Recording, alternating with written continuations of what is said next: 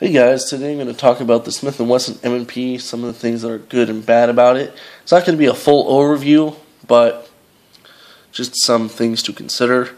There's a couple things that I can't remember the names to, and one of the things that I just flat out don't know the name to. So if I'm improperly naming an article, please forgive me.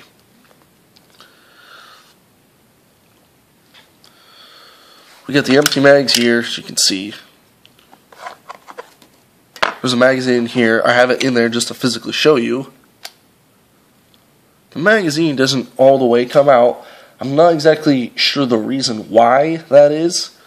If you guys know, that would be kind of cool. But just to show you. No bullets. No bullets. Yes, I do know that there's dirty, and I'll get into the reason why in a minute. So some of the good is the polymer. The polymer is absolutely top notch. It's the best polymer I have seen in a polymer handgun. It's really thick, and they give you the option to change out the grips, so this little feature there. And you get like 2 or 3 other ones, I forget, I don't have the grips with me. But the other is melanite finish on the slide and the sights. The sight picture is pretty good, and they're easy to see. Now, one of the other things is the rail. It actually comes like that. That's not me getting that lasered in. They all come like that. And now, some of the bad. Well, actually, the trigger is good and bad at the same time. It doesn't have those stupid little safeties on there. As you can see, like that little second trigger safety. Ugh, hate those. Drives me nuts and makes me want to cut it off. So luckily, this does not have that. But some of the bad is, if you've heard it or not, the trigger reset isn't all that great.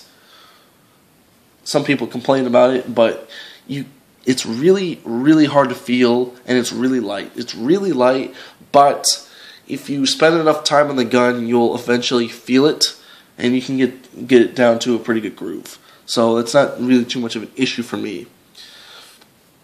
One of the things that is famous for all of the Smith&Wessons is you can't engage the firing pin without a magazine in there. I don't like that at all. But you may like it. It's a stupid little safety feature. Some of the things that I had an issue with was this mag release. I had to fix that. It was kind of busted. The other thing that drove me damn near nuts is this, what I'm calling the guide rod. But underneath it is like this little S extractor pin. I don't know what the hell you want to call it. I can't remember. Sear pin, I forget. But it's yellow. It's kind of turning blackish. There's like a little spring that's kind of messed up on it, and you have to have special tools once you take the slide off to get it off. But the problem is, I went to go take off the slide after shooting. I went to go clean it after about 1,200 rounds went through it. Taking it off was fine. It was putting it back on that was an issue. So it's not like I took it apart wrong. There's something like that little guide rod there, just so you can hear it.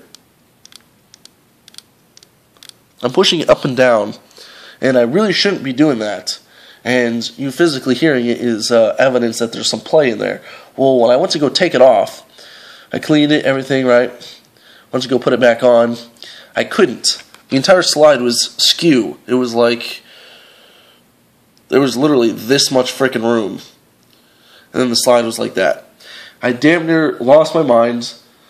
I thought I broke the damn gun, and then I was going to have to break it even more to get the slide off. I thought I was going to crack the thing. When I went to go inspect it further, that little guide rod was up about 1/8 of an inch or more, preventing me from putting the slide back on. So I had to bang it on the ground, and people were like, "Oh, you're breaking your weapon." And it's like, no, I actually had to physically push this stupid thing down to get it back on there. So those are some of the things that I have noticed about the Smith&Wesson M&P.